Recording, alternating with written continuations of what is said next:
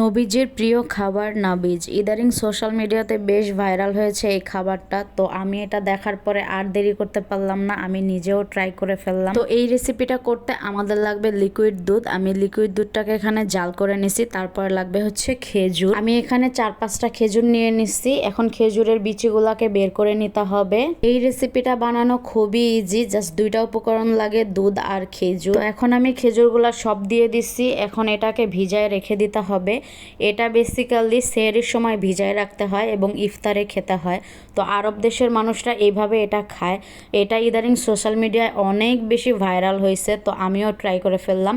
আমি সেহরিতে এটা ভিজায় রাখছি আর ইফতারের সময় এই যে দেখেন এটার এই অবস্থা। আর এই খাবারটা কিন্তু 24 ঘন্টার বেশি ভিজায় রাখা যায় না। এটা যদি 3 দিন ভিজায় রেখে খাওয়া হয় তাহলে এটা হারাম হয়ে যায়। এই তো তারপর এই খেজুরগুলাকে এখন চামচ দিয়ে একটু মিশাই দিতে হবে দুধের সাথে। আর সারা রাত ভিজে কিন্তু খেজুরগুলো অনেক নরম হয়ে গেছে। চামচ দিয়ে ভেঙে ভেঙে এই দুধের সাথে মিক্স করে এটা খেতে হয়। এই তো মিক্স করার পর এটা দেখতে এরকম লাগতেছিল। আর অনেকেই বলতেছিল এটা অনেক মজা অনেক মজা। তো সবার কথা শুনে আমিও ট্রাই করছি, বাট এটা আমার কাছে অত একটা ভালো লাগে না। এটার টেস্টটা আসলে টক দইয়ের মতো।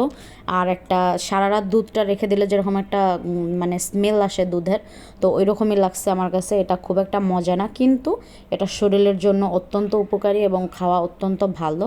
তো আপনারা চাইলে এভাবে বাসায় ট্রাই করতে পারেন।